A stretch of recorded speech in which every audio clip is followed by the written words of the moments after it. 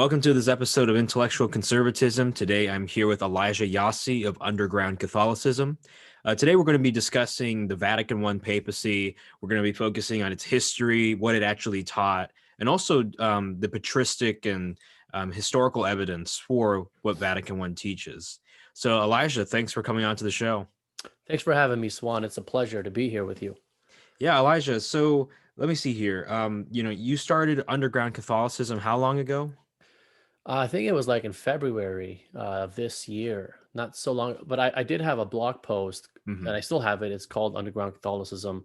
I think that was like a year and a half to 2 years ago is when I started, if not more. I'm not sure, but like I don't post that enough. So I Mm-hmm. decided to do a YouTube videos on starting February. And I've been doing that more. As you can see from my channel, I have things that come out pretty often. Yeah, so can you talk about your background really quick and just, what made you inspired, right, to start talking Sure. about this particular issue? What is it about the relatio that you like so much, all these Sure. details? Yeah. That's a great question. So I was born as a Catholic. Was baptized and confirmed as an infant in the Syriac Catholic Church. So I'm an Eastern Catholic. I took First Communion as a Chaldean Catholic. My mom is Chaldean, my dad is Syriac. And when I was 20 years old, I fell from the faith and I became Protestant. Now, I wasn't really into my faith prior to that. I would pray Our Father and Hail Mary every night, just like my parents taught me, but I never went to church. We went to church twice a year. We were Easter Catholics, Christmas and Easter Catholics, right? And so after becoming Protestant, a year later, I discovered the early church fathers. Um, and that's when it was a very short-lived time period for me to be a Protestant. I don't even know if I consider myself a Protestant. I just had Protestant leanings. I didn't believe in all the Marian dogmas. I didn't believe in the Pope. I believed in the Sola Scriptura and all that stuff. But I never really even went to a Protestant church. It was just private, right? And then after I discovered the church fathers, I always say the rest was history, right? Like I just became Catholic after I discovered them. I said, well, these guys are Catholic. It seems like they believed in the Eucharist, they believe in baptism and all the sacraments. They had an ecclesiology of bishops and they had a pope and all that fun stuff. And I was like, well, when did this Protestantism thing begin? I had no idea, right? And then I discovered that didn't come until the 1600s. And then I was like, well, what am I doing as a Protestant if the math doesn't check out? You have Catholics that were prior to that. So that's what made me come back into the faith. And at that time, I was more into Protestant apologetics, like apologetics against Protestants. And that was for about, 3 or 4 years. And then, so I was part of this Catholic forum online, Catholic.com. I don't think they have it anymore. And so the way I got into the Relatio is I saw a lot of Catholics that had their faith shaken from objections due to the papacy. They saw, they looked at the early church and they didn't see this figure, this pope, acting the way they expected based on what they were taught, right? Based on their idea of Vatican I. And so I was like, this is interesting. And so I was reading some forums between some gentlemen in the forum that was basically obsessed about the relatio. And I was like, well, this is interesting. I never really heard of this relatio thing. This was like a decade, maybe more than a decade ago. So I learned about the relatio from that gentleman who his goal he was an Oriental Orthodox Coptic who became a Catholic from reading the relatio, and he saw how balanced the papacy really was.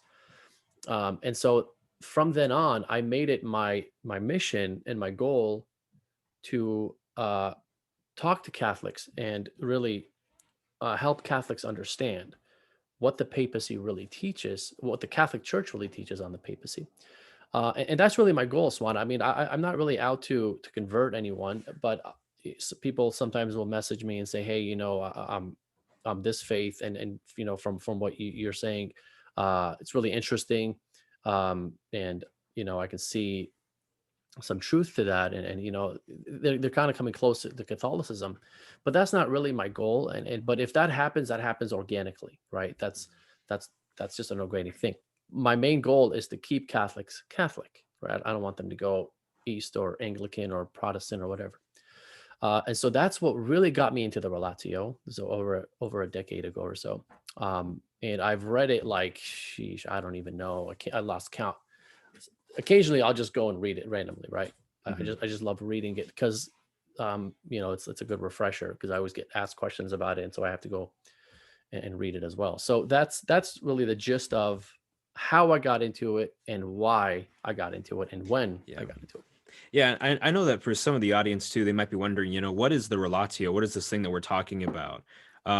Could you explain that really quick? Like, what is the relatio? And then, Sure. if I remember properly, it is the officially recognized interpretation of Vatican One, or at least like the council or the bishops there were aware of Yes. Gasser's writings. Absolutely, you're absolutely right. It is the official interpretation of Pastor Eternus, right? Hmm.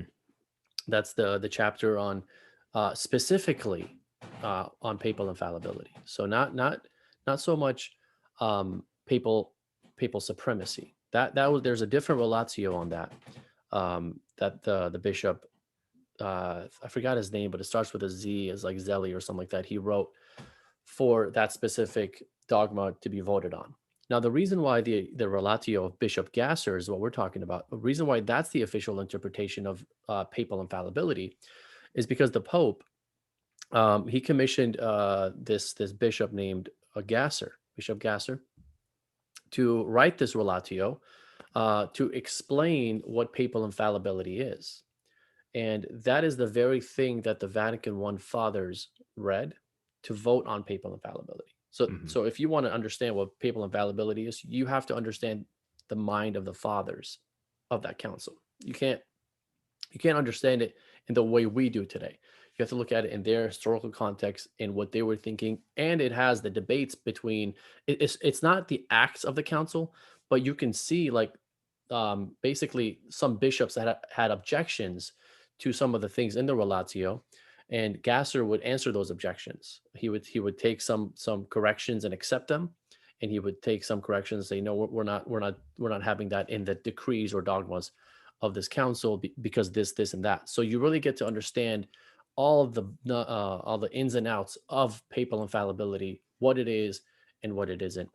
And Vatican II quotes from the Relatio, I believe, 4 times in Lumen Gentium. So, and like you said, it is recognized as the official interpretation of Vatican I. Yeah, sure. So then, I think we can now start talking about, Vatican One itself. So like just as you were talking about the basic historic context of what was going on in Vatican One, but Yeah, also like the two main camps that were kind of um, duking it out in this council. You have sure, Ultramontanism and Gallicanism. So what are these terms? What's going on in Vatican One? Can you explain that real quick before we get sure. into the content? Yeah, yeah. So, before Vatican I, there was this heresy, as you mentioned, called Gallicanism. And basically, this heresy, but at the time, it wasn't a heresy yet. That's what Vatican I was refuting, Gallicanism. But what that is Gallicanism is basically, just to put it in layman's term, is the Pope cannot do anything or act without the permission of the bishops, right? So that's the heresy. And so the Vatican I was really answering to that, right? And so that's when you see things from Vatican I that seem very, how can I say this, pro papal authority, like emphasizing the Pope's authority. Some folks can look at that and say, well, look, the the Catholic Church gave all this power to the Pope, right? But that's not the point of what Vatican I was doing. The point of Vatican I was refuting Gallicanism, was trying to strip away the Pope's power completely and make him as if he was just another bishop, Mhm. to where he has no power unless he goes and gets permission to act. Um, and remember the the real thing issue the real issue here is permission to act, right? So there's a difference between permission and agreement, and we'll get into that a little later on, which is where folks get confused about Vatican I. So that's Gallicanism, and basically it was more so a political movement than an ecclesiastical movement, and so it was basically a movement that the kings, the monarchs, that's what they wanted. The reason being is because they wanted the local bishop to have the power, not Rome, so that they can control the local bishop. They can control what the bishop stances and all that stuff so they can have more power. That's really what the movement was. And it was very rampant in France. Now, on the other side, the other extreme is what I like to call Neo-Ultramontanism. Okay, so the Neo-Ultramontanism for me is different than Ultramontanism. So Okay. Neo-Ultramontanism is basically the other side of the spectrum. You have the Pope having all the power that they can possibly have. If he farts, it's infallible. So that's all they wanted to give the Pope is all this authority. And the reason why is because they wanted to centralize the ecclesiology of the church. And really they meant well in the sense that what they wanted was they saw that the Pope is orthodox in his teachings, and they assumed that he will always be orthodox in his teachings. And so they wanted everything to run through the Pope. They wanted to centralize the church so that the bishops don't have any say or any power. Mm. Everything runs through the Pope. The Pope is the church. And it's possible that the Pope could be the only infallible and only orthodox bishop in the church. Like everyone could fall, but the Pope would be the only one left standing. That's how extreme the Neo-Ultramontanists were. Now, at Vatican I, the Neo-Ultramontanists were there, but it was very few of them. There wasn't that many of them. And then you have, I wouldn't say the Gallicans were there at the church in the Vatican I. Even the ones that wanted the Pope to seek consent from the church before he acts, even those bishops that were there, that we would call the minority bishops of Vatican I, they were not Gallicans, right? They were not Gallicans, but because they would say that, Gallicans would say that the Pope's decrees are not valid or authoritative or have no power behind them unless the consent of the church is behind them. The Vatican I minority they did not believe that. They believed that the Pope's decrees and consent were infallible in and of themselves. However, they just wanted him to seek the advice of the bishops before he acts, just for, just so we can get everyone on the same page, right? Mm-hmm. So a little different from Gallicanism. And then you have the majority group, which were the ultramontane, kind of like the middle group, very balanced. And they kind of took both sides and they say, okay, you guys are both saying some truths here, and that's what the Relatio is. If you read it, it's very balanced document on papal infallibility. So those were the groups that were there at Vatican I, and those were the groups that led to Vatican I and why that is. And one last point I want to make about Vatican I is what folks need to understand as well is that it was a council to tame the power of the Pope as well, right? Because you had those Neo-Ultramontanists who were trying to just preach that the Pope can do whatever he wants and everything he says is infallible, even a homily and all that stuff, right? So they were trying to tame that type of crowd and say, no, we don't believe that. And then they were also trying to refute Gallicanism. And so that's how we got Vatican I and why we have Vatican I. And that's important to know why a council was held, to understand the context of why that is. Because if you don't understand why, then we're just reading it through our lenses and we're reading too much into these things that were never really there, if that makes sense. Yeah. So, regarding like the Neo-Ultramontanists, right? Yeah. So they would deny that, like, for instance, they would even say that the Pope in his ordinary magisterium is infallible, right? So if he's just saying a private opinion, given a homily, whatever, like all of that's infallible. Yep. Okay. So then that's that's the extreme position that you're saying that Catholics don't have to endorse. Exactly.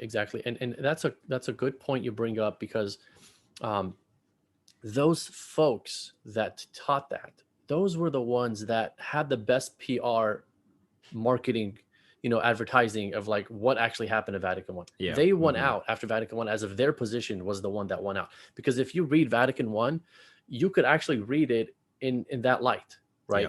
Yeah. It could be read that way. And so they made it seem like that's the way it's supposed to be interpreted. And so they went out and they just told everyone that's the position. And this is why we have this problem today in the church, because for the last 150 years, this is the mind of some folks in the church, right? That wanted to centralize the church and to Roman ecclesiology, having everything go through Rome.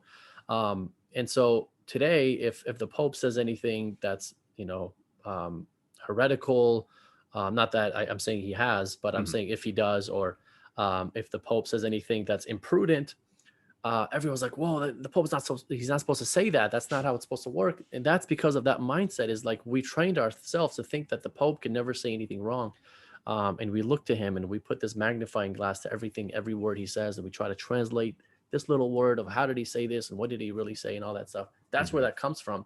That's why we're in this problem now. The fact that we have Pope Francis as our Pope. I think it's good for folks to now start talking about these things, right? So that's the positive of all this that's happening today. Yeah, sure. So then I think we can start going into, papal supremacy and infallibility. Okay, okay. Sure. So, what are these terms? What do they mean? Papal infallibility, papal supremacy, and I think even more importantly, what are they not? Sure. Yeah, And that's like, I'm interested, do you want to hit infallibility first or supremacy first? yeah, let's do infallibility if you Sure. don't mind. That's good. We can separate those two things because so papal infallibility, what it is, uh we call it a negative gift, meaning that it's a gift that the Pope is prevented from making an error when he decrees something, when he binds the whole church, right?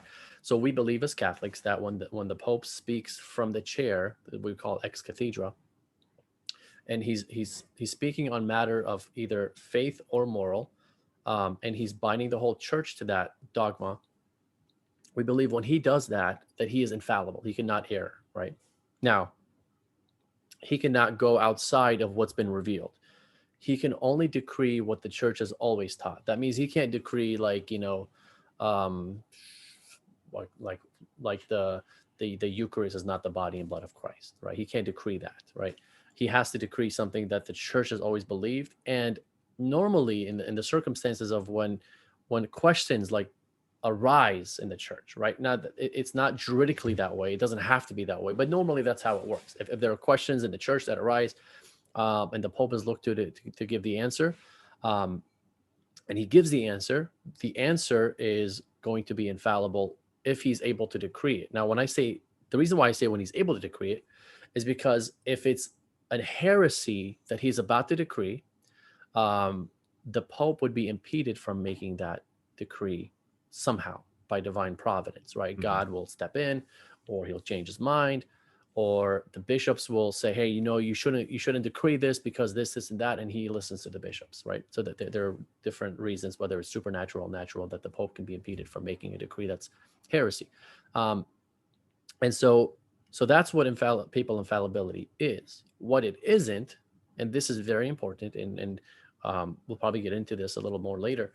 What it isn't is the Pope isn't someone who has all the answers, right? Yeah. And it isn't something to where just because there is a question that arises in the church, it's not like the Pope will have like a revelation of that, what the answer is going to be.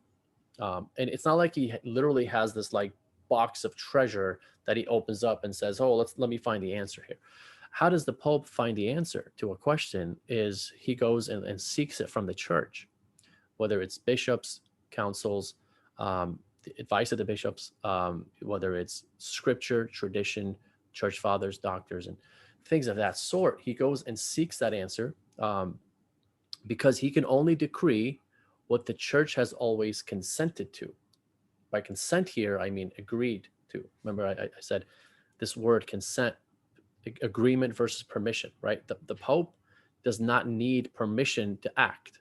That's not how it works. He has full authority to act. He does need agreement from the bishops to act. And when I say need, I don't mean he has to go pull the bishops every single time he wants to decree something, because there are times where he it's an obvious thing that everyone already knows, and it's silly to go ask like what Pope John Paul II did with female ordinations, right? He Mhm. didn't decree. I mean, he didn't go and ask the bishops. He already knew what they believed. So if he already knows what they believe and it's an obvious question, then he decrees it, and everyone's like, "Yay!" But if he doesn't know, then he does go and seek what that answer is, because he can't decree, like we said, he can't decree anything that the church hasn't taught. And how do you know what the church has taught? You go ask the bishops all around the world, "Hey, what do you guys teach here in your local diocese?" And that's And that's what happened with Immaculate Conception and the Assumption of Mary when that was decreed. It was actually something that the lay people petitioned the Pope to decree, right? It was like millions of petitions written to the Pope saying, "Hey, we want you to decree this." And so what he did is he went and polled the bishops and says, "Hey, should I decree this? What do you guys think?" And the bishops polled the priests polled their congregation, and the congregation gave the answer to the priests of what the belief is. The priests were like, "Hey, do you guys believe the Immaculate Conception or the Assumption?" They say, "Yes, we do." Um, and when they got that to the priests gave that to the bishops. The bishops then agreed, consented to all of that. They gave it to the Pope, and the Pope consented. And see, that's how it's supposed to work. It's a collegial act. Now, the Pope acted alone, but not really, right? Because the church was involved in it in both cases, Immaculate Conception and the Assumption.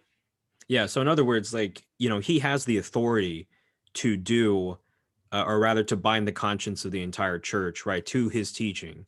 But Yes. at the same time, though, you would say, for instance, and I think even the Relatio says that he has like a moral obligation or a moral duty to seek out the consent or the belief of Yes. the church, right? Yes. But I think Vatican I's point is that what makes the Pope infallible is not the consent of the church, but it's the Yes. Holy Spirit and the commission that was given to Peter. Yes, that's a Yeah. great point. I'm glad you brought that up. Yeah.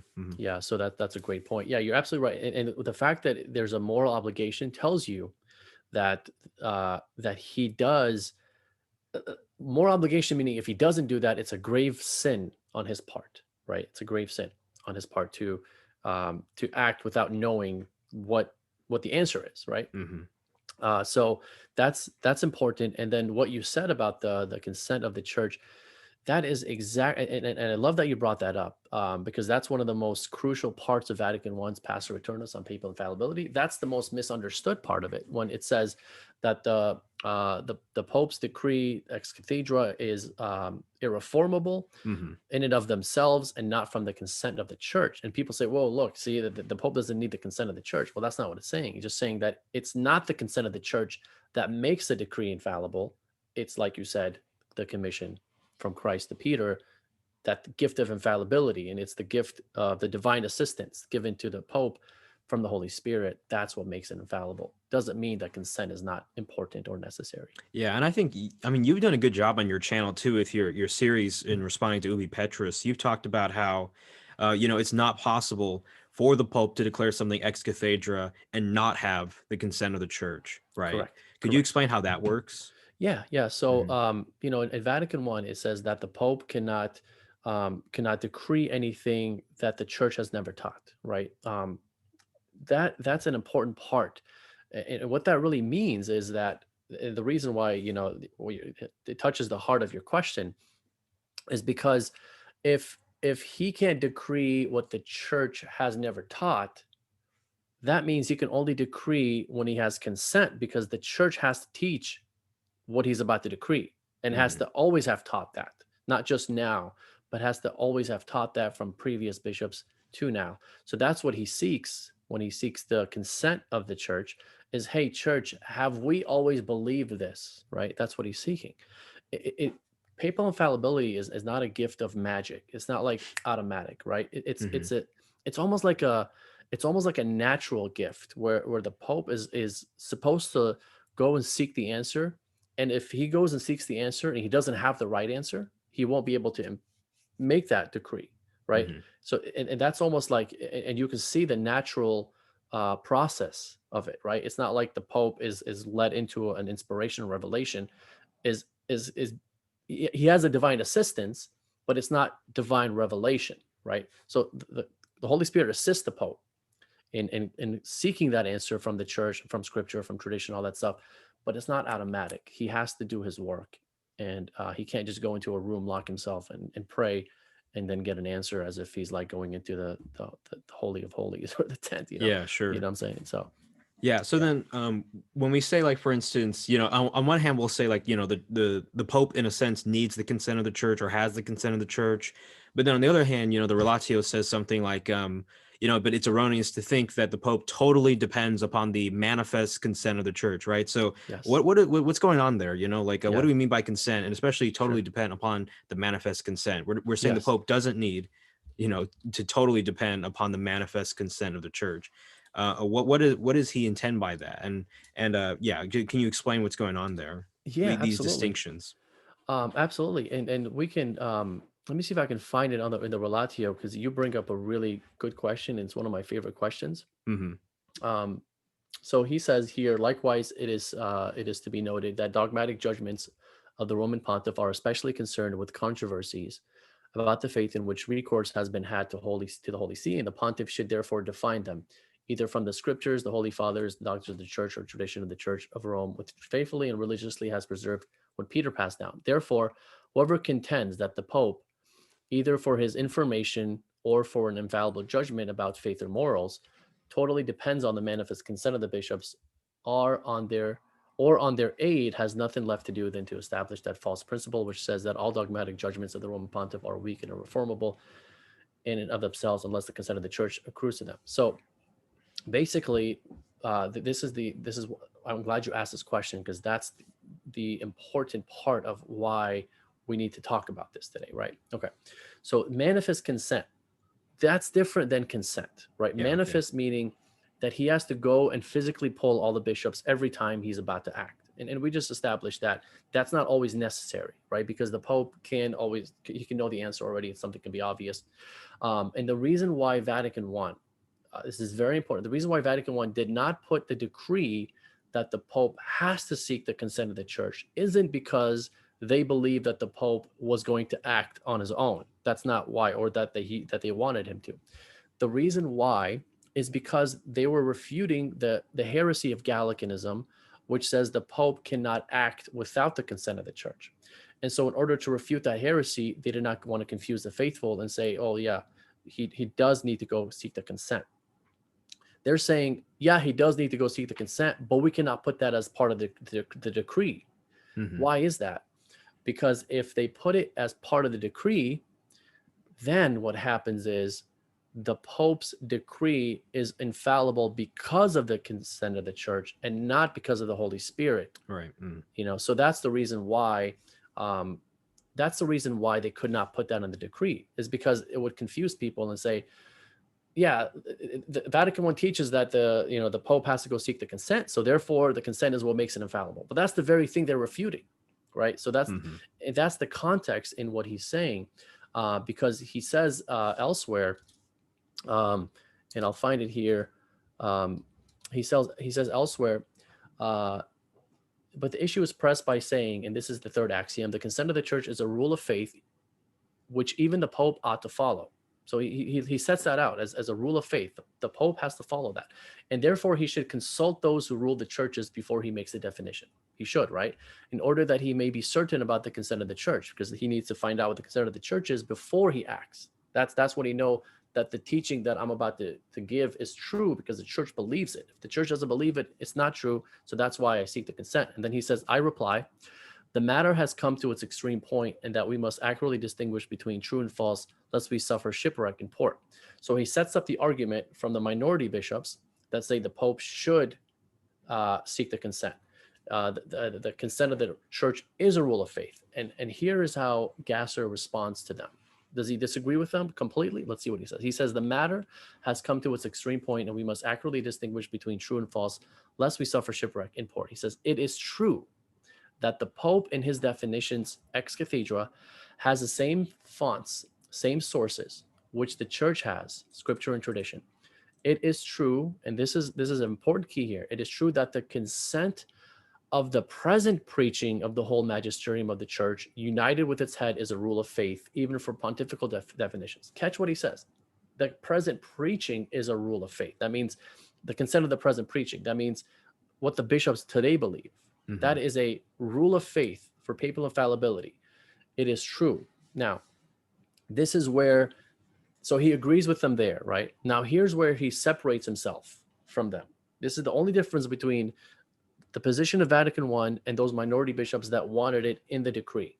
The only difference is this. He says, but from all that, it can in no way be deduced that there is a strict and absolute necessity of seeking that consent from the rulers of the churches or from the bishops.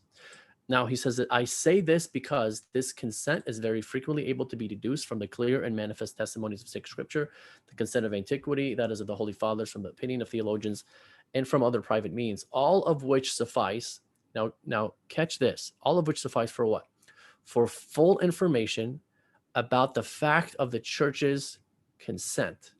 So he's not saying that the church's consent is not necessary. He's saying it's not necessary for the Pope to always seek the consent of the or the advice of the bishops, because he could already have that information from the bishops. Right. He could already have that information from sacred scripture, that he doesn't have to get their manifest consent. Manifest again will be defined as he has to go and get their physical vote on it before he acts.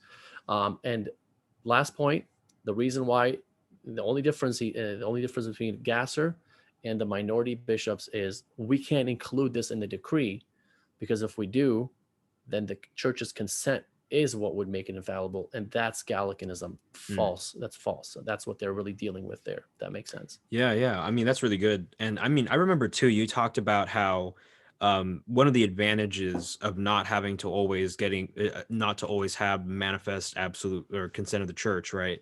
Yes. Or the bishops, is that, for instance, if you have a situation where the bishops are split 50-50, Yep.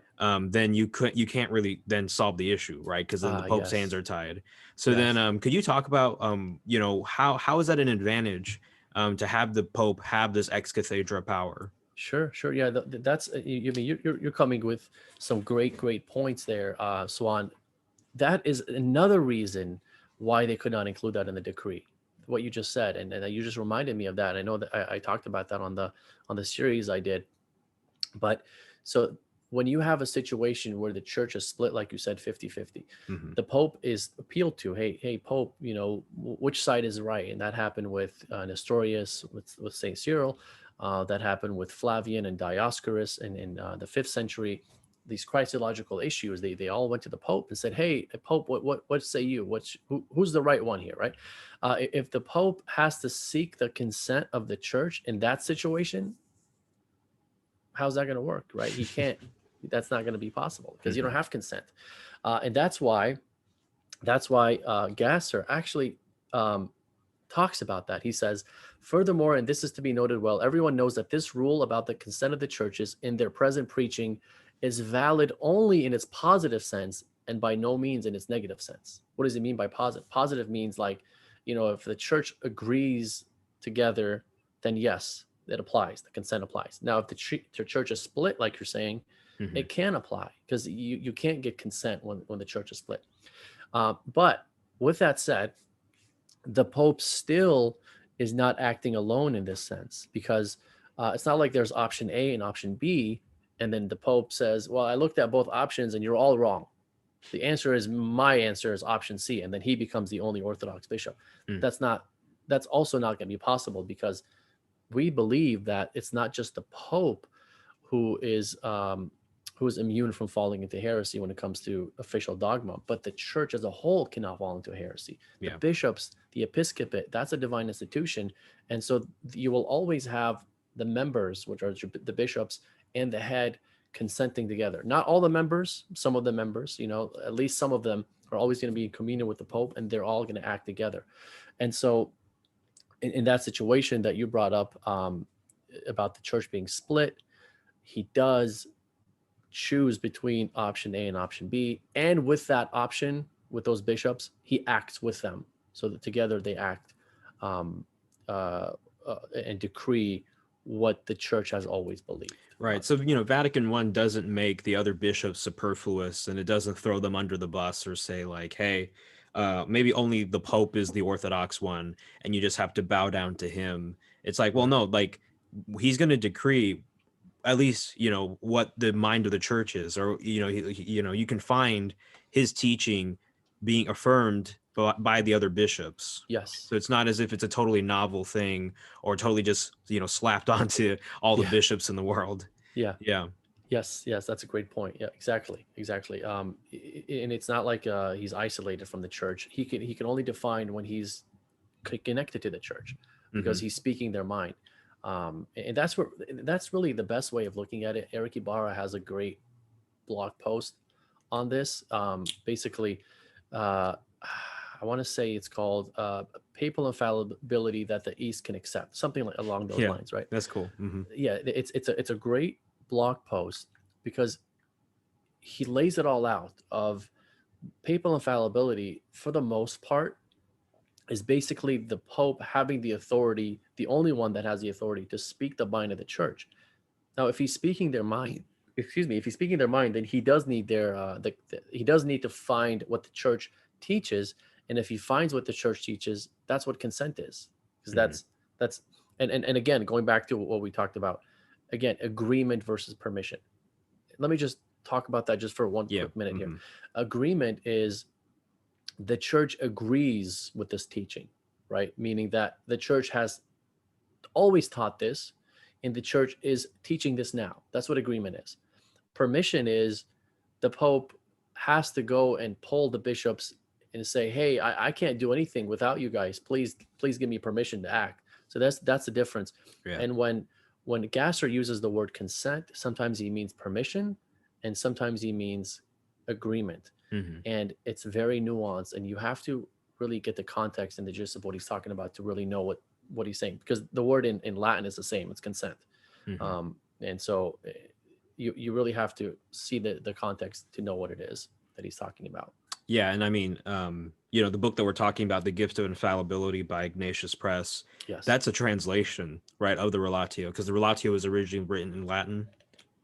um I believe it was written in Latin, yes, and that's a good thing you bring that up, because um it wasn't translated into English, I think, until like the 1990s, I want Hmm. to say.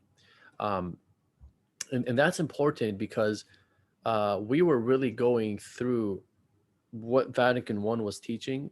When I say we, I'm talking about people that don't speak Latin or not in the academia. Hmm. We were really just going by what the decrees of Vatican I were. Hmm. And when you read those decrees, you can understand it in a neo-ultramontane way, right? And that was the problem. That was the issue. And so once it was translated, I think people then started to talk about this more. And you saw theologians now starting to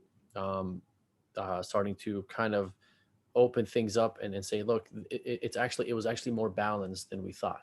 Yeah. Vatican One, Hmm. and Vatican II helped in that as well, because Vatican II really balanced it out even more so, by emphasizing the authority of the bishops. And one thing I did not mention about Vatican One is that after the decrees of papal infallibility and papal supremacy were supposed to be done, they actually had the agenda of talking about the authority of the bishops at Vatican I to Hmm. balance it out, so that that way there's no confusion.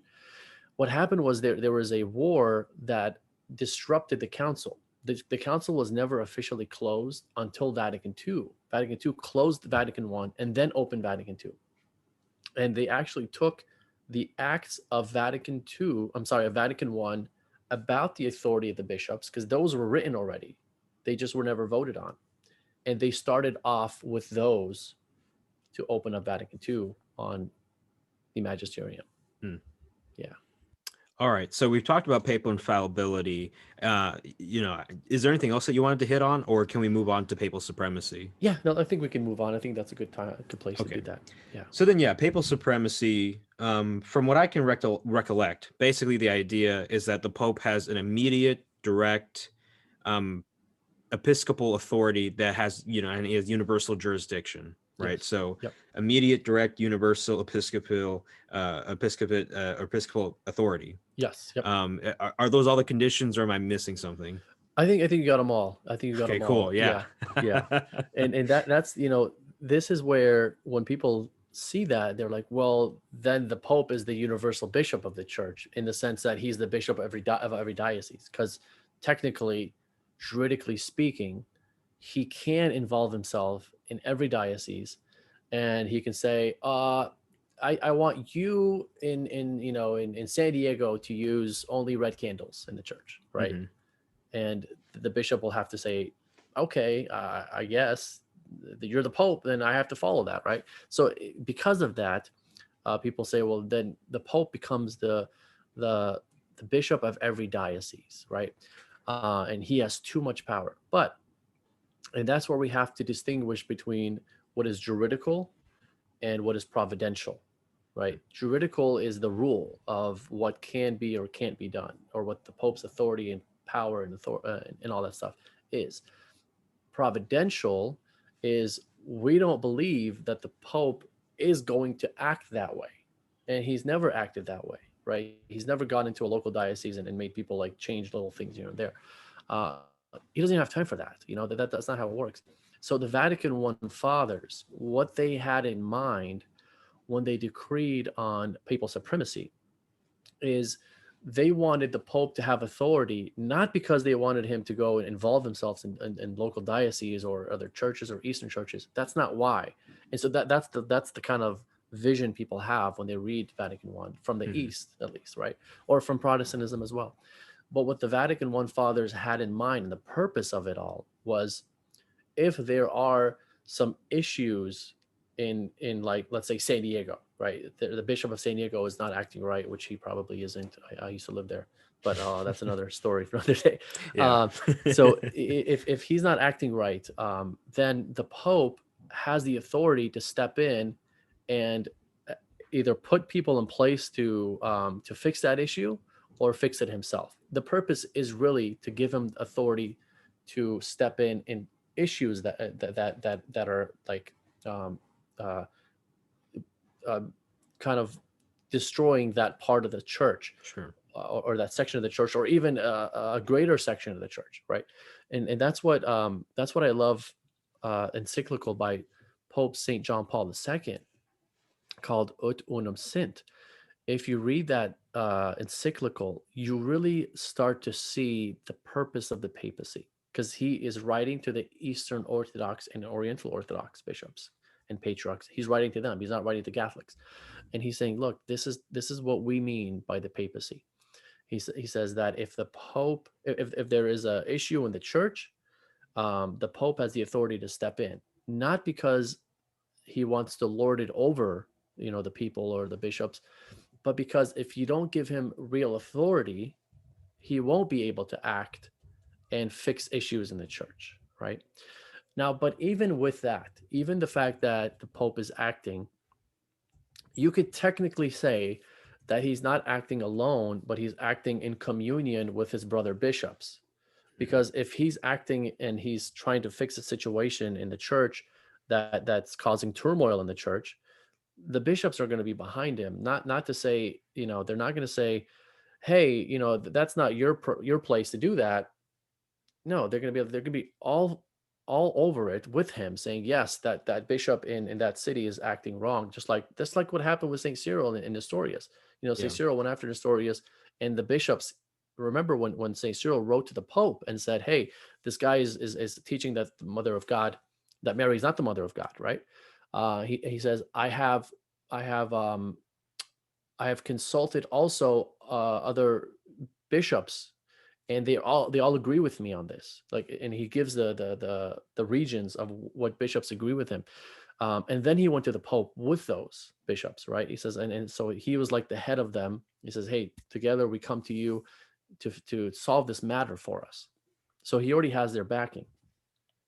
Another thing that is important is, and if you don't mind, Swan, I do want to pull this up from Vatican One. Yeah, you're good. Um, so because I want to read this, because it's very important to understand the purpose of papal supremacy. Um, my honor. Okay, here it is. Okay, so this is from Pastor Returnos, chapter 3, and this is paragraph number 5. It says, "This power of the Supreme Pontiff by no means detracts from that ordinary and immediate power of episcopal jurisdiction, by which bishops who have succeeded to the place of the apostles by appointment of the Holy Spirit tend and govern individually the particular flocks which have been assigned to them. On the contrary, this power of theirs is asserted, supported, and defended by the supreme and universal pastor." And then they quote Pope Gregory the Great from the 6th century, who says, "My honor is the honor of the whole church. My honor is the steadfast strength of my brethren. Then do I receive true honor when it is denied to none of those to whom honor is due." So basically, what it's saying is the Pope has this authority not to take away the authority from the bishops, Hmm. but to give that authority to the bishops. Because if he has power, then he has the power to ensure people listen to that bishop in the local diocese, in the priests, saying, if he is, if people don't listen to the bishop, the pope can step in and says, no, that is the pope of the local diocese. You listen to him. So he strengthens their power, right? Hmm. So that's really the purpose of it in the positive sense. And then you have the negative sense to where if that bishop himself falls into a heresy or disciplinary matter, the pope can step in and say, you're not acting right. You need to get your act together. And then it's up to the bishop to accept it or not. If he doesn't, then he's, excommunicated from the church. So Yeah, that reminds me of Luke 22:32, when Jesus says to Peter, when you've returned, mhm, strengthen your brothers, right? So like great point. the care of the other apostles are in Peter's hands, so to speak. Yes. So Yes. then, Peter, like an elder brother, has to watch over his other brothers. And like for instance, if you have like one bishop trying to tell another bishop, hey, this is my opinion, I know we're Yes. both equals, but I can't really, and your diocese is your diocese, but I Right. want you to really, this is really dangerous. Like he has no authority really to like Exactly. intervene or do anything. But then if you already recognize the Bishop of Rome has this elder universal brotherly authority, then Yep. he can really step in and help the bishops and Yes. rectify the situation. Yes. And Swan, can he do that without having real authority? If he just has honor, Right. this title of honorship, he just becomes like another one of those bishops, right? Yeah. Then we just are stuck with this situation, right? So that can't possibly be what Christ set up. Okay. So Yeah. then yeah, is there anything else you want to say about papal supremacy, or maybe explain what it's not, or I know you've done that a little bit already, but is there Yeah. anything else? I think that was pretty much all I had to say on it. Yeah. It's a deep Yeah. topic and I can talk for hours on it. So yeah.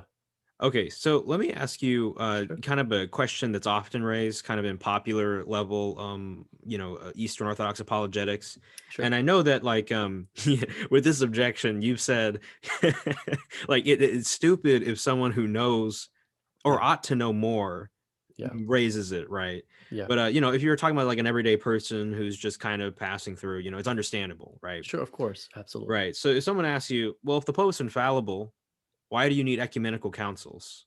What would you say in Yes. response? Sure. That's and like you said, it's a good question if you don't know. So, um, my answer would be that kind of what I said prior about papal infallibility. The Pope doesn't have all the answers, and so that's really what the implication is from that side. Saying, well, if the Pope has all the answers, then why do we need ecumenical councils? Well, we don't believe that he has all the answers, right? That's why he goes and he has his moral obligation to seek the consent of the church before he acts, even in papal infallible decrees. And so the same thing applies. If there's turmoil in the church, the question arises, the Pope is appealed to, and he looks at both cases, right, or all the options in front of him, and then he acts. So he doesn't have an automatic answer just because there's a question, because his infallibility is a gift that's negative, meaning that he's prevented from making an error. It's not positive to where he's led into a truth just because a question arises. So not only do we need ecumenical councils, but in the Catholic Church, we've had the most ecumenical councils of any other church, right? We've had what, I don't know how, I've lost count, 20 something councils, 21, I think.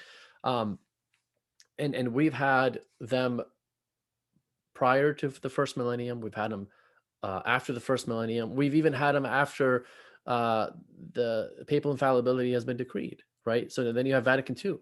And what's funny is that at Vatican II, the Pope really like left the bishops alone. He let them do their job, and they voted on something, and then they took it to him. And as the head of the church, of course, he has to consent to everything before it gets proceeded. He says, "Yeah, stamp my approval. Here you go," and he stamps his approval. And for the most part, that's how it works. The bishops get together, they vote, and they take it to the Pope, and the Pope's consents, and then that's how they decree in an ecumenical council. In papal infallibility, it's the Pope that goes to the bishops and says, "Hey, what is the mind of the church here?" And then they Mhm. give him what the mind of the church is, and then he decrees. By himself, he decrees, but again, like I said, not really by himself because he Right. went to the bishops first. So would you say like when they appeal to the Pope, or excuse me, when the Pope seeks out their opinion and then declares ex cathedra, that's like a mini ecumenical council, so to speak? Yes, absolutely. That's how I look at it, because he basically just held one without really holding one, which is Yeah. convenient. And it's a convenient thing if you have like a situation to where the church can get together. It's not possible, right? So the Hmm. Pope can send a letter out to the bishops. Let's say there's like World War III and everything is in turmoil and there's heresies in the church and something has to be answered now because souls are in danger. Hmm. He can send letters to the Pope, to the bishops, poll them that way, and then he can decree something in that sense. And I remember too, you mentioned one of the advantages of an ecumenical council is that if you have all the bishops there signing the decrees, then Yes. later on the Pope can use that to be like, hey, like if the Pope begins to, or excuse me, if the bishop begins to spout heresy or whatever, or deny, oh, I don't believe in that council or canon or whatever. And it's Yeah. like, wait, no, you signed right on the Yes. dotted line and you said you Yes. believe this, so it has what are you, like, soft power advantages as well. Exactly. Yeah. Exactly. Yep. You're right. And you know what, Swan, you reminded me of something that I think is a very important point going back to papal infallibility and why they didn't include the fact that the consent of the church is necessary. Um, because and when I say consent of the church is necessary, I mean like the manifest consent, polling the Yeah. bishops. Hmm. So I want to clarify that. The reason why is because, and Bishop Gasser actually talks about this in his Relatio. He says, if we were to include that in the decree, and let's say the Pope decrees something, right? What if he goes and prior to that seeks the consent of the church, polls the bishops, and let's say 75% of them said, okay, yeah, I agree with this, decree it. You know, after the fact, someone can stand up and say, well, wait a minute. Well, you did not get the consent of the church because you still had 25% of the bishops that did not agree to this. So you did not really get the consent or the manifest consent of the church. Hmm. And so he basically what he's saying is if the Pope, like, what's the real number here? Like, does he need 70%, 80%, 90%? Like, what is it? Yeah.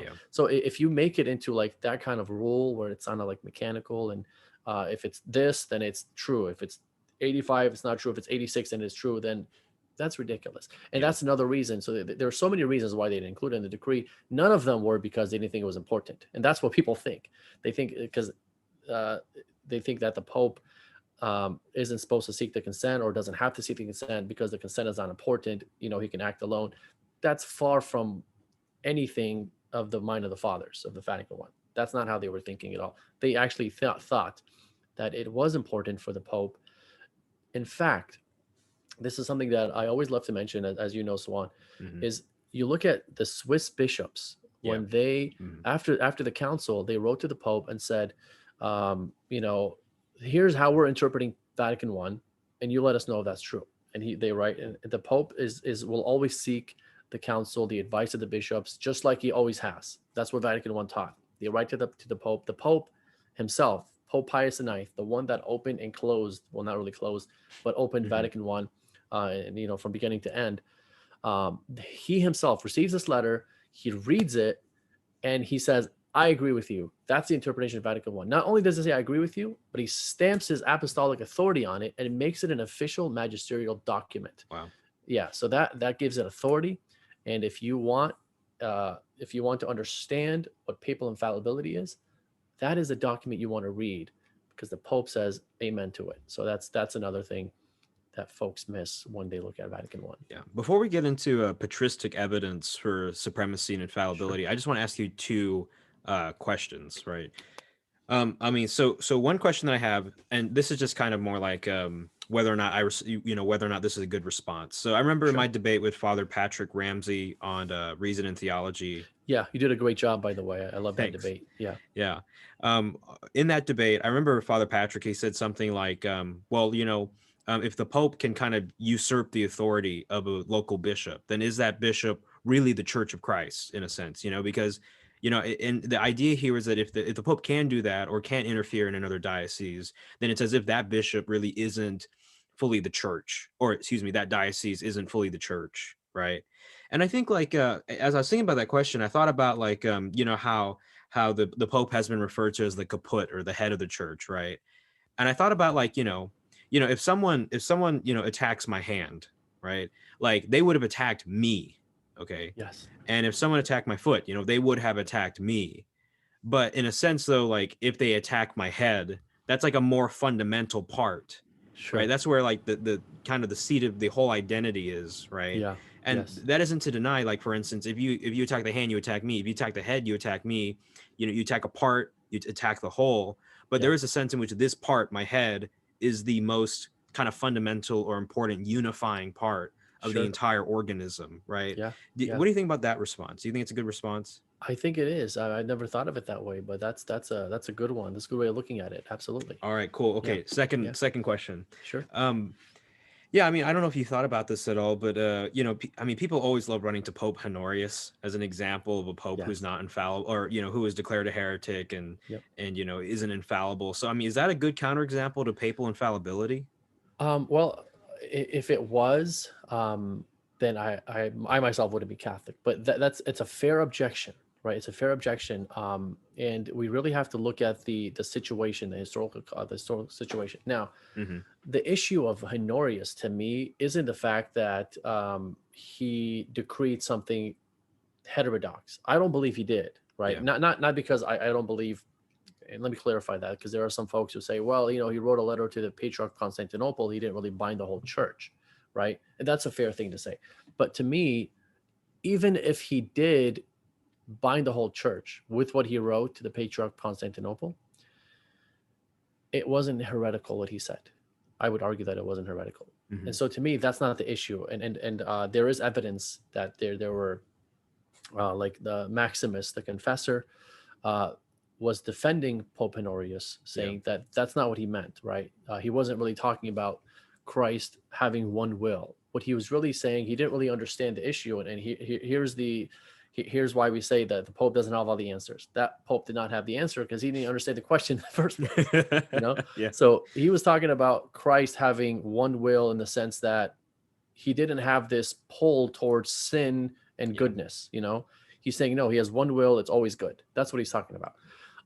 And that's not heretical. That's orthodox. So in that sense, he answered something orthodox. He just answered the wrong question. No one cared about that question. He wasn't a theologian.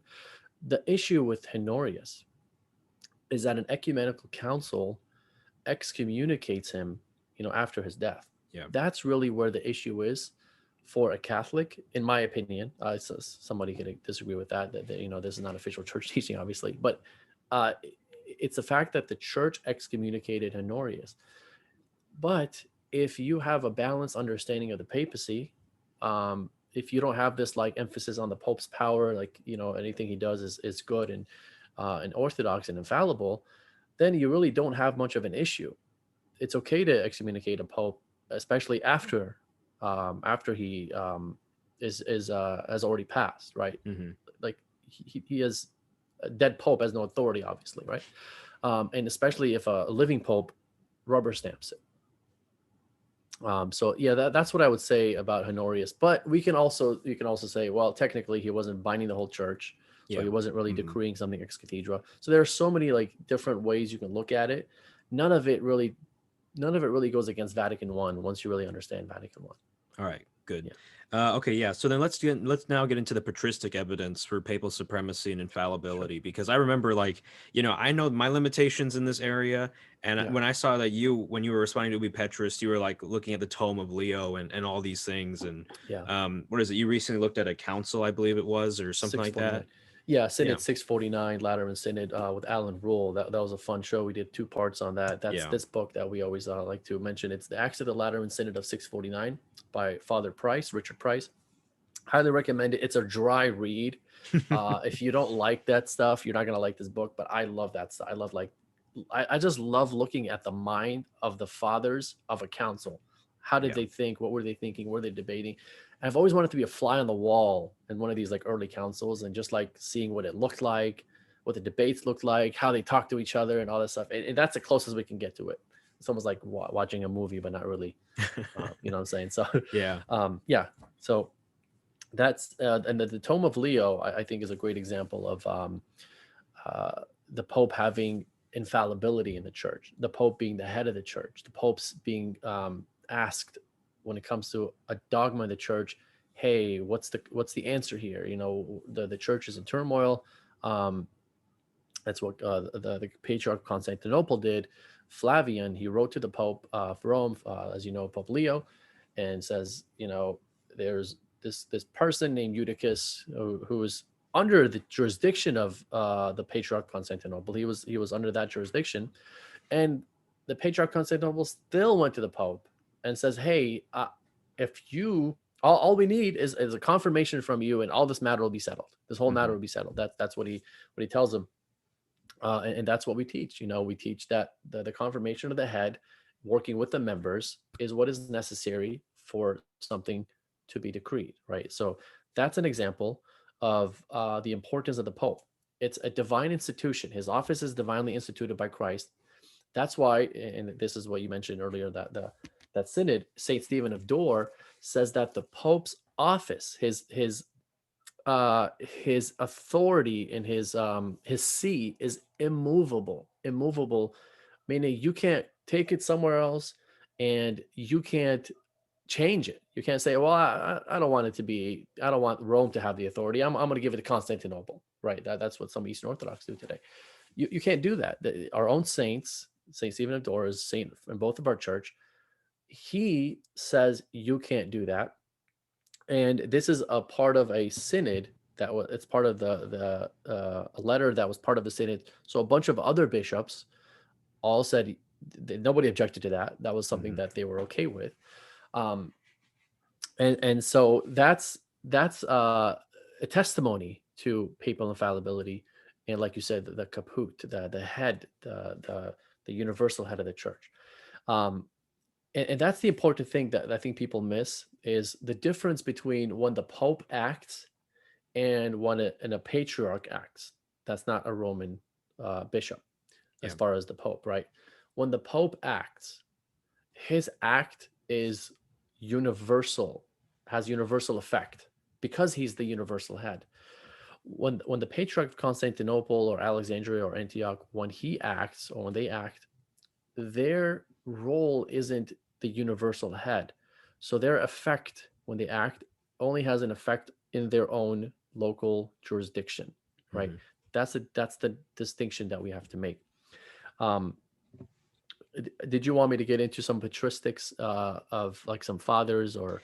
Yeah, I mean, but before we do that too, Sure. like as you and I both know, like there's just the fathers, they're the whole volumes of what they wrote. Oh, yeah. It's like there's so much that you can say and read, and you for every one quote, you can get always another one quote that maybe sounds like something else. Yes. So I Yes. think one good thing that I think we need to do is like frame how we look at the fathers, right? Yep. Yep. Because how do I put it? When I talked to Michael Lofton, he kind of told me, I think, and I found this actually really helpful for myself, because when I Sure. listened to like some of the Orthodox objections that I heard, they kind of made it sound as if like the fathers monolithically just all were like no papal supremacy, no infallibility, Yes. that's how Yeah. they made it sound. But then Yeah. Michael Lofton, he said actually there were multiple ecclesiologies, right, in the first millennium. Yep. So you had some people who did have the Catholic ecclesiology. You had people who did talk about papal supremacy, or at least the universal jurisdiction of Rome. Yep. And its indefectibility and perfection, right? And then you had people who sounded more Eastern Orthodox. So I mean, maybe let me ask you, like, would you agree with that? And then second, what do we do when, what do we do with the quotes that seem to be, oh yeah, that's Catholic, and the quotes that seem to be, well, that's Orthodox, like, Yes. what Yeah. do you do with those? How do you frame it in a dialectic? Yeah, no, that's a great question, and that's why this topic isn't for people that are not interested in details, attention to Yeah. details, right? Yeah. Because as you know, when you look at this topic, as you're saying, the Catholic will say something, and the Eastern Orthodox say, well, wait a minute, that same person also said this, Right. right? Or if the Eastern Orthodox said, quotes that what this is, if they quoted first, the Catholic will in refutation quote that quote from that same father. It's almost like whoever goes first loses, because Right. if you quote that first, I'm going to quote this from. That's how I look at it. Sometimes it's like Mhm. it kind of gets annoying, but Yeah. quote mining, to me, that's not the best thing to do when it comes to this topic. You can do that, right? And that's important too. But if you just do that and you leave it there, it's going to only convince people that don't really care about looking into the issue further, right? So Hmm. you're going to appeal to your audience. The Eastern Orthodox can do that. The Catholics can do that. Even the Protestants can do that. And the you're absolutely right. As far as what Michael Lofton's theory is, that there were some that had Eastern Orthodox ecclesiology. There's some that had Roman Catholic ecclesiology. And that's a great point you brought up, that when you said Eastern Orthodox made it seem like there's no one in the first millennium that ever taught papal infallibility or papal supremacy. And that's just, come on now, that is just revisionism right there, right? You have to really, you really have to put your blinders on when you read the fathers to really say something like that. As I as a Catholic would admit that, like, for example, Saint Cyprian's ecclesiology wasn't very Roman Catholic, because he believed that all the bishops were equal and no one can tell anyone anything. Like, so that's why he went against the Pope. He said, "Yeah, you're the Pope of Rome, but I don't care what you are. You can't tell me anything because I have the same authority as you. And so what I'm saying on this controversy in baptism goes because I have my own authority, basically." Um, but there is also context to that, because he did write, as you know, famously, about the Roman See and how it is the center of unity, Right. right? So there is also that in his writing. So we can't ignore that part. He actually wrote it later on, after he had his controversy with Pope Saint Stephen. Yeah. He kind of revised it and took out some of the things that made the Pope seem like he had more power. He revised it. But here's the thing, as Eric Ibarra always mentions, if you have Saint Cyprian's ecclesiology in the third century, you also had the opposition to that. And if you have the opposition to that, and that's Pope Saint Stephen, then that tells you that there are two positions in the third century that are clashing, right? It's not just Hmm. one. You have two of them. Pope St. Stephen's position is, I'm the Bishop of Rome, I'm the universal head of the church. That's why my stance is the way that it's going to go, because I'm Hmm. the Pope of Rome. And And ultimately, so, he wins the debate, right, on rebaptism. Yeah. yes, absolutely. And it's funny you say that, because Saint Vincent of Lerins in the fifth century, he writes his book on development of dogma, or development Hmm. of doctrine, and he has a section on that where he talks about Saint Stephen won because he was the head of the church, because he was the Roman bishop. That's the reason why he said. That's the reason why he gave I guess the fight to say, like, you won because you're the bishop of Rome, Hmm. and that's very interesting, because uh, that's not something that an Eastern Orthodox would ever admit. Obviously, right? Right. You're not right just because you're the Pope. And that's a fair objection, because it doesn't always have to be that way, but it Hmm. can be that way. And St. Vincent of Lerins did look at it that way in that situation. All right. Cool. Yeah, I mean, so then of course you're gonna have to like look at the bigger picture of what's going on. And honestly, like when I look at some of these fathers, and we'll get into the quotes and and the context and everything. Sure. But personally for me, like when I look at, for instance, as you pointed out, like these two ecclesiologies or these different models, it seems as if like there was a development in the understanding of the church on like the role of the Roman pontiff to the rest of the church, right? Yes. So Yeah. just to like automatically dismiss it or say like, oh, it was never taught in the first millennium, that seems really wrongheaded. Sure. Yeah. And then of course, like with the work that I've done in the biblical arguments for the papacy, I'm kind of like, yeah, put two and two together, and I'm like, okay, I know how to break the tie in a Yeah. way. But like, Right. yeah, I mean, do you think there's anything in particular like from the church fathers? So leaving aside the biblical case, Sure. that I've developed, Yep. um, what do you think in the fathers in the first millennium kind of is the tiebreaker, if Yeah. there is one? Yeah. I mean, it's hard to pick one. I think there's so many of them out there. And really, I think you touched on it beautifully when you said it developed. Like, you can see this development of ecclesiology Yeah. developed, the two of them, right? So it's hard to pick one, because it's a wheel that's continuously moving, and it's a house that's continuously building, right? So if I'm building a house, I can't say that brick completed it, right? It just kept building and building in one sense, in that ecclesiology. And I think what really happened, people miss this. These controversies in the church were very political, um, and we can look at them, right? So you have Constantinople and Alexandria. They were going at it, clashing heads on who was second in rank, right? Who's second in rank? Constantinople in 381, the Constantinople I, that Second Ecumenical Council, they have a decree that basically tries to make Constantinople second in rank, New Rome, right? Mm-hmm. That's 4th century, 381. Now think about this. The Patriarch of Alexandria in 431, or around that time, 430, 431, St. Cyril, he goes after Nestorius. Now, Nestorius was a patriarch of Constantinople. Constantinople is trying to be second. Alexandria was second before, right? Mm-hmm. Before Constantinople tried to take that ranking away from Alexandria. So the Patriarch of Alexandria goes after the Patriarch of Constantinople. That was a political move, saying, you want to be second? Your patriarch, your see wants to be second? Well, look what you're teaching.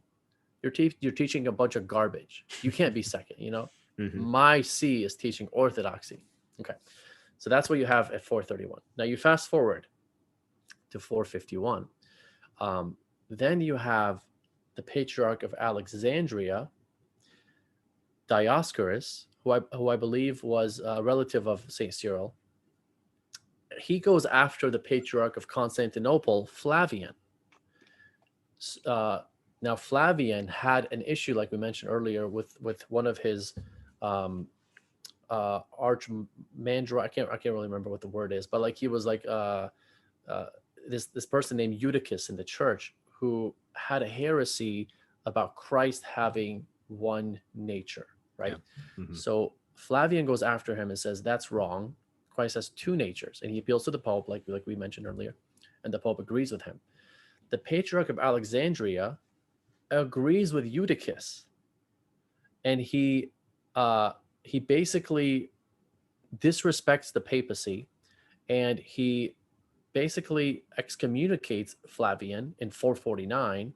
Now you see all these things that he's doing is political. He goes after Constantinople because he wants his see to be second, because Constantinople is trying to be second. Mm-hmm. And he agrees with Eutychus. Not only that, but he goes after Rome because Rome is on the side of Constantinople. Now you see how all this is like happening for political reasons on, who has the better rankings and stuff like that. Yeah. This is all happening for positions, like ranking. Now, another question would be, if it's all honorific, then who cares who's second? Yeah. Yeah. Right. Yeah. So there is something to being second. And if there is something to be second, how much more is there something to being first? Well, it's also surprising that he didn't try to be first. Well, they knew exactly. That's a good point, because he knows you can't touch that one, right? Yeah, you can't touch it. Yeah. Yeah, it's immovable. So yeah, that's the kind of context we need to look at, and we need to look at it with an open mind and not like polemically. Like we can't look at it polemically and say, we can't just like try to find things that support our case, right? Because there are things that don't support our case in the Catholic Church and in the Eastern Orthodox. The fact that Dioscorus, the Pope of Alexandria, could stand up and basically excommunicate the Pope, that goes against Catholic ecclesiology, because how can you do that? Like the Pope is the Pope. How can you excommunicate him, right? Yeah. It almost seems like it goes against, but it doesn't. Now, he has no authority to do that on his own, because the Pope was not a heretic. He himself, Pope Leo, was the one that wrote the Tome of Leo as the stance of the Church. And that's, now we get into the Pope's mind. The Pope's mind, what do they believe? Because it's always about, well, the East did not always accept the papacy. Yeah. Well, hold on one second. Are you telling me that the Eastern Fathers were the only saints in the church? Well, what about the Western Fathers? The popes, they were saints too, right? So their stance and their mind has to matter to you as an Eastern Orthodox, Right. So if you read the letters of Pope Leo, there's no question this guy believed that if the church has any issues in dogma, and his answer is infallible. Like he straight out, like basically says, because I have the authority of the Peter, and he is the head of the apostles, I'm the head of the bishops, I'm the head of the church, I have a responsibility to give an answer, and that answer is basically, that's the stance of the church. Mm-hmm. And I did a show with Gary Machuda a few days ago on the ecclesiology of Pope Leo on Hands-On Apologetics. where I got into that. And so if folks wanted to check that out, they can Google Hints on Apologetics, Ecclesiology of Leo, and then you read his, and he's 5th century, right? He's pretty early on. So to say that the first millennium did not teach the papacy or Pastor Eternus, like you said, that's just false. It's just Yeah, false. yeah, Yeah. yeah. Yeah, and just real quick, okay, so yeah, I now want to get into the patristic evidence for the Sure. papacy, but I also wanted to point out too, because you talked about how like you can't go into this polemically, right? Michael Lofton, he did it 1 month ago. He talked about Alexander. Is it sh, sh, here? Let's Yeah. see here, shamans or something like that, or Yeah. yeah. I know who you're talking about. Yeah, that was a great show. That was a great show. Yeah, and basically like Orthodox scholar, right? He's talking about like I forgot like where exactly it was, but basically the scholar admits like, oh yeah, this is Rome's ecclesiology in the Yeah. first millennium, and then although he'll want to dial it back a little bit and say, oh, this seems to imply this, or Yeah. he or he'll use language in kind of a loaded way like, oh, Sure. Rome imposed, right? When in reality it was like, oh yeah, we know no, the other churches accepted it freely, Yeah. voluntarily, right, or Yeah. something like that. Yeah.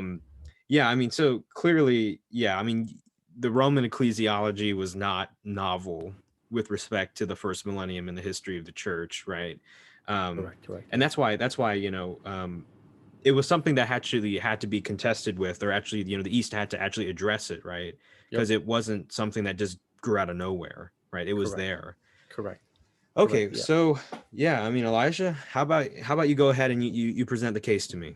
Sure. Sure. I mean, I actually I didn't want to give you too much because it might get like repetitive. But one of my Sure. favorite ones, and I just picked one. We could get into so many of them, but we can be here all night doing that. Jerome wrote a letter to Pope Damasus in the controversy of the Arian controversy in his time. Uh, and basically, there were all these claims to who was the Orthodox.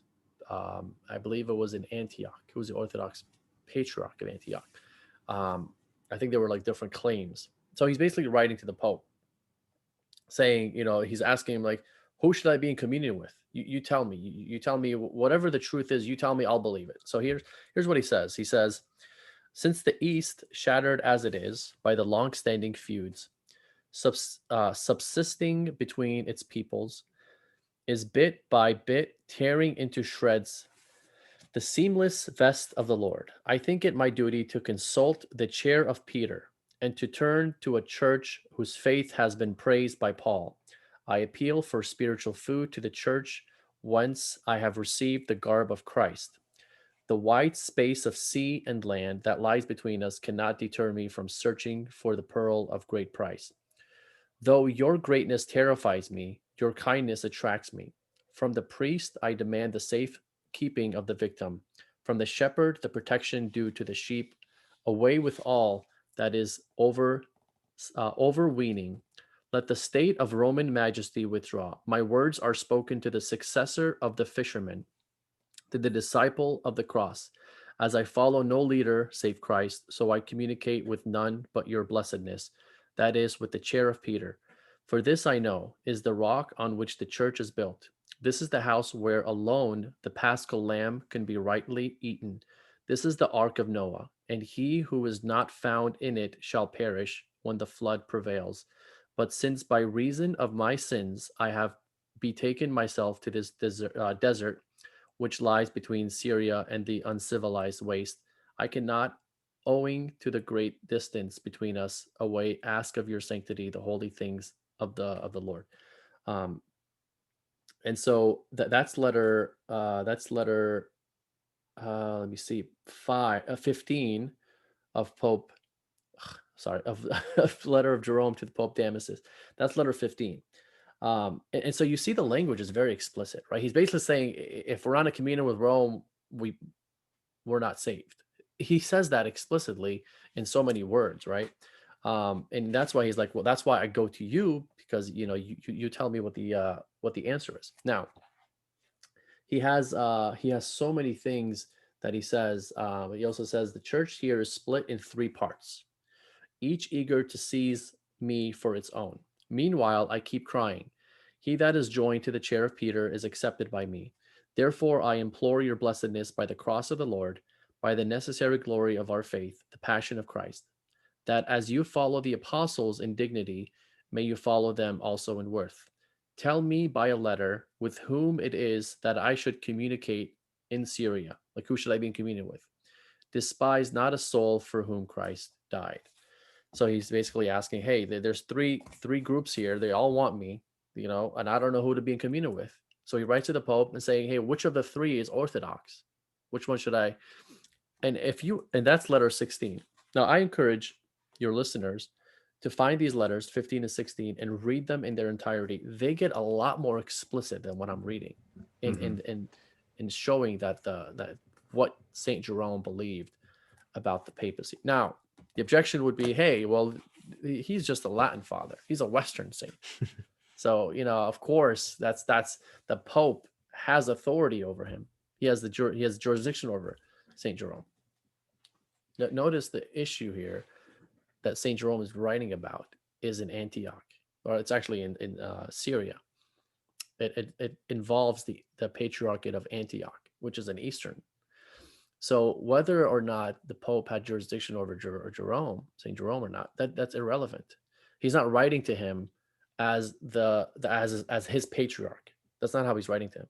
He's writing to him as a universal head to solve a matter that involves an Eastern region in Antioch, right, or in Syria that involves the Patriarch of Antioch. So to me, that is like one of my favorite things to go to. As you can see, the languages and Swan, I always tell you this: you're one of my favorites, or if not my favorite, when it comes to biblical. Actually, you are my favorite when it comes to biblical papal apologetics. You just lay it out so beautifully, and I think you can appreciate the language that Jerome uses about the typologies about the Noah of Ark and the shepherd, the fisherman, and all that stuff. He really says, this Petrine authority is yours, and that's why I go to you, right?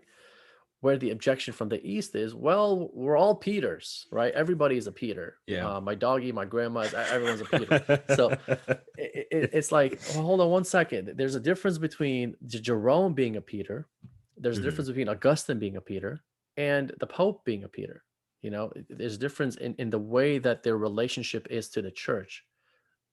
St. Augustine's being a Peter cannot have universal effect, but Pope Damasus or Pope Leo or the popes, their relationship to the church, their Petrine authority has a universal effect. Yeah, that's the difference. Yeah, and also do you mind if I remember Eric Ibarra, he had a blog where he talked about Saint Maximus Maximus the Confessor on papal supremacy and infallibility by divine right. Yep. And he has like this quote from a letter that he wrote. So let's see here.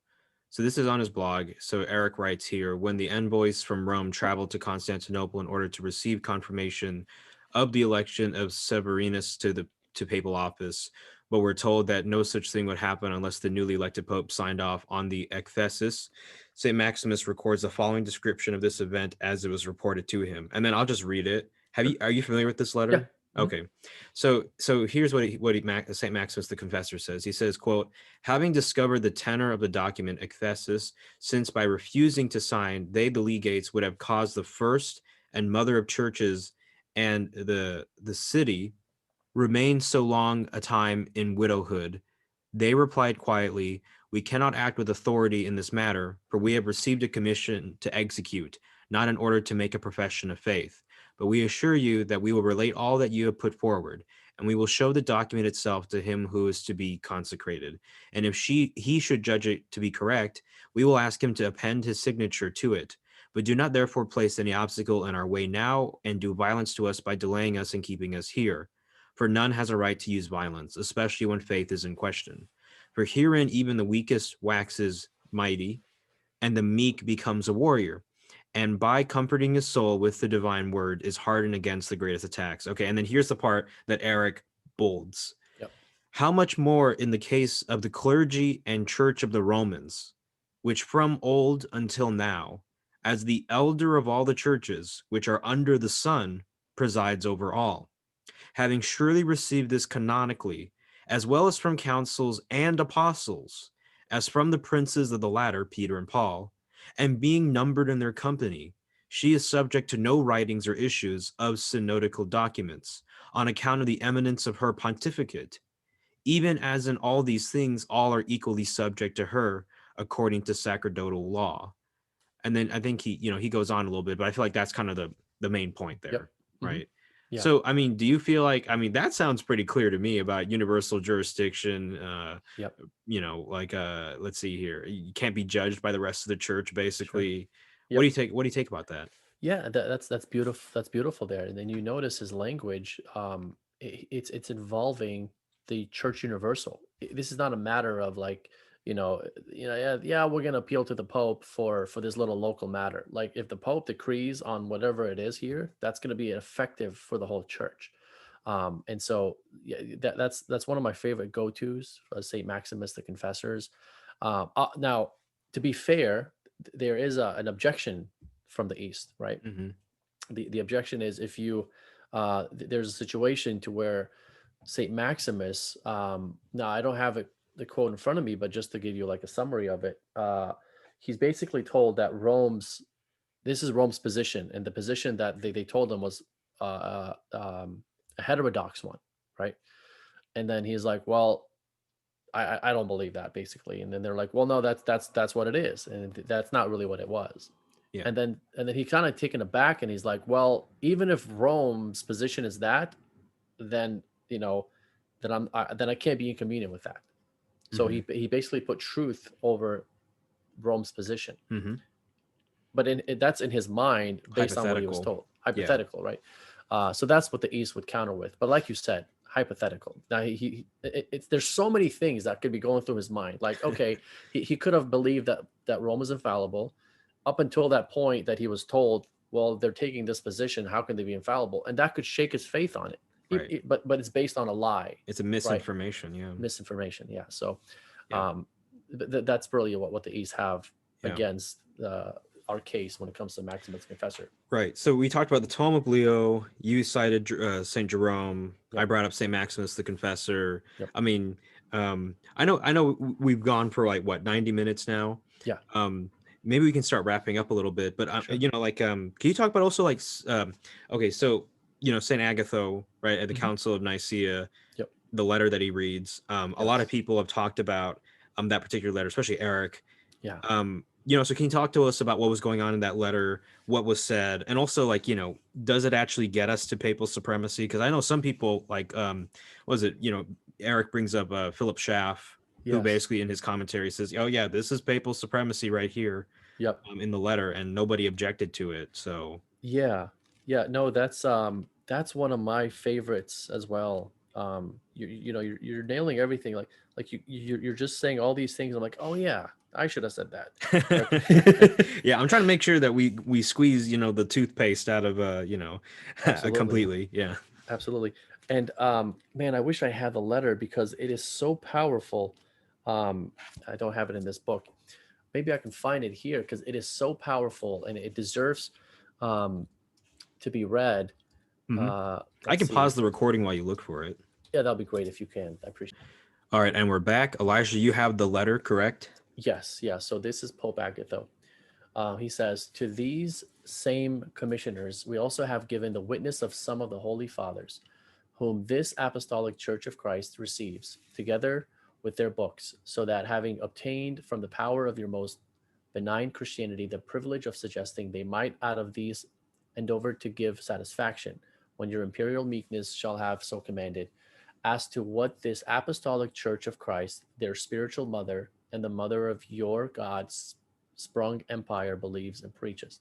Peter was pronounced blessed by the Lord of all things, was revealed by the Father of heaven, for he received from the Redeemer of all himself by three commendations the duty of feeding the spiritual sheep of the church, under whose protecting shield this apostolic church of his has never turned away from the path of truth in any direction of error, whose authority, as that of the Prince of the Apostles, the whole Catholic Church and the ecumenical synods have faithfully embraced and followed in all things, and all the venerable fathers have embraced its apostolic doctrine.